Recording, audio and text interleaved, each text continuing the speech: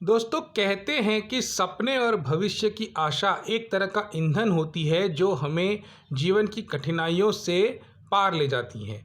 लेकिन अगर एक छोटी सी गलती की वजह से इस भविष्य और इन आशाओं पे अगर अंकुश लग जाए तो फिर जीवन बहुत कठिन हो जाता है।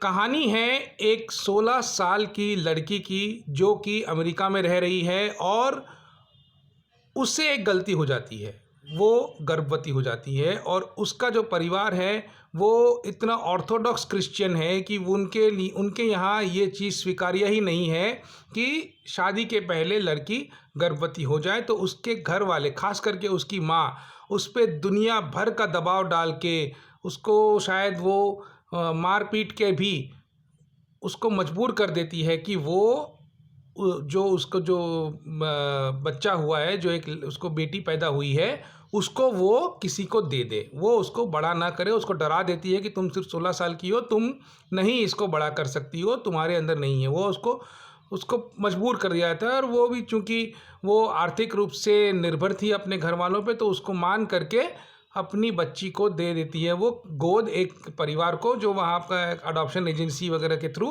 क्लोज अडॉप्शन है। तो किसी को पता नहीं चलता, इसको भी पता नहीं है कि वो परिवार के ज़्यादा इन्फॉर्मेशन नहीं है। बस ये है कि एक अच्छा खासा परिवार है, उनको बच्चा नहीं हो रहा है, तो वो इस 10 महीने की बच्ची को गोद ले लेते हैं।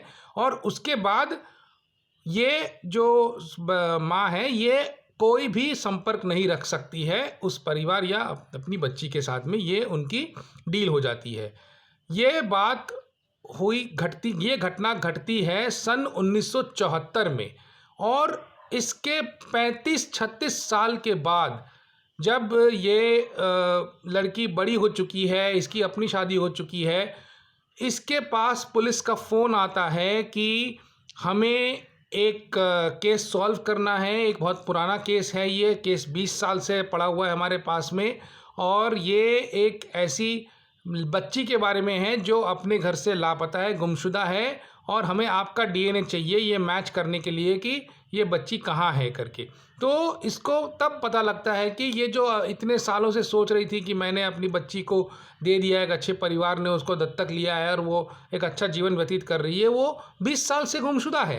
उसका कुछ पता ही नहीं है कि वो कहाँ है। और अब पुलिस जो है इसकी जो बायोलॉजिकल मदर है उसका डीएनए मांग रही है ताकि वो उसको वो लोग ढूंढ सके। तो वो उससे अब रहा नहीं जाता है। और वो एक भी दिन ऐसा नहीं था जब उसने अपनी बेटी के बारे में सोचा नहीं था। लेकिन चूंकि वो लीगली उसके लिए पॉसिबल नहीं था उसे संपर्क रखना, तो वो अपना जीवन किस तरह से इसी आशा में व्यतीत कर रही थी कि बेटी जी रही है। लेकिन अब उसे पता लगता है कि बेटी का 20 साल से कुछ अता पता नहीं है।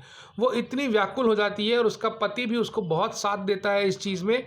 और वो निकल पड़ती है एक अभियान पे अपनी बेटी को ढूंढने के लिए। और उसमें उसको 10 से 12 साल लगते हैं, कई लोगों का साथ भी मिलता है और उसको पता लगता है कि उसकी बेटी के साथ क्या हुआ। लेकिन जब उसे पता लगता है तो वो सच्चाई बहुत ही जघन्य होती है, बहुत ही दिल को दहला देने वाली होती है।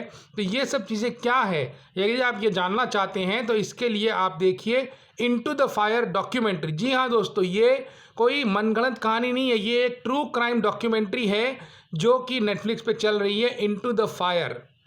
इसके 2 एपिसोड हैं सवा घंटे के। तो इसको आप देख के पता कर सकते हैं कि क्या हुआ था। डॉक्यूमेंट्री बहुत ही एंगेजिंग है और बहुत ही इमोशनल है। और जब इसकी आप सच्चाई देखेंगे तो आपका भी दिल दहल जाएगा। Into the fire on Netflix.